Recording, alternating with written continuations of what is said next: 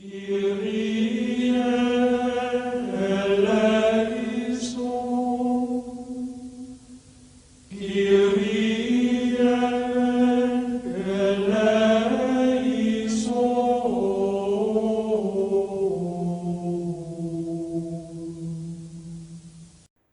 Mes bien chers frères, c'est par les coups répétés d'un burin salutaire et un nettoyage soigneux que l'artiste divin veut préparer les pierres avec lesquelles se construise l'édifice éternel.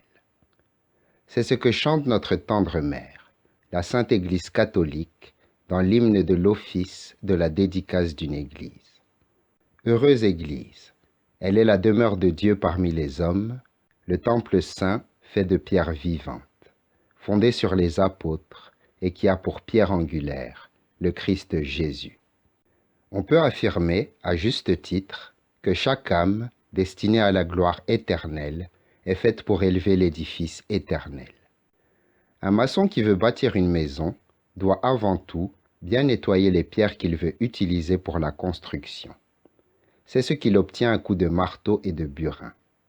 Le Père céleste se comporte de la même manière avec les âmes choisies, que sa haute sagesse et providence a destiné de toute éternité à élever l'édifice éternel.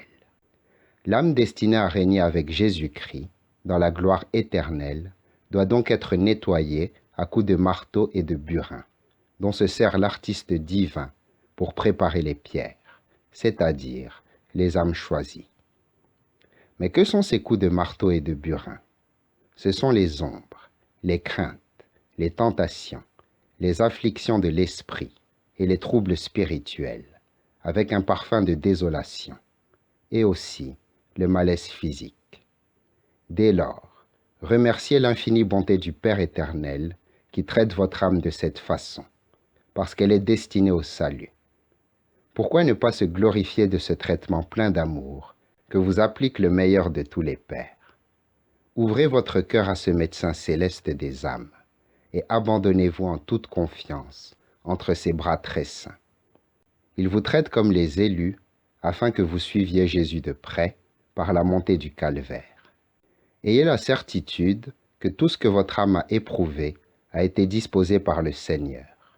Alors, n'ayez pas peur de tomber dans le mal et l'offense à Dieu. Qu'il vous suffise de savoir qu'en tout cela, vous n'avez jamais offensé le Seigneur, mais qu'au contraire, il en a été davantage encore glorifié.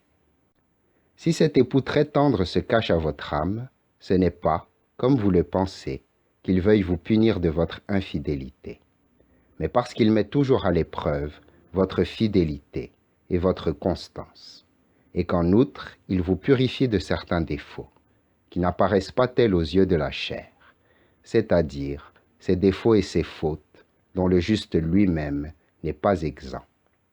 Dans la Sainte Écriture, il est dit en effet, le juste tombe 7 fois. Mes bien chers frères, croyez-moi, si je ne vous savais pas dans une telle affliction, je serais moins content, parce que je verrais que le Seigneur vous donne moins de pierres précieuses. Chassez comme des tentations les doutes contraires.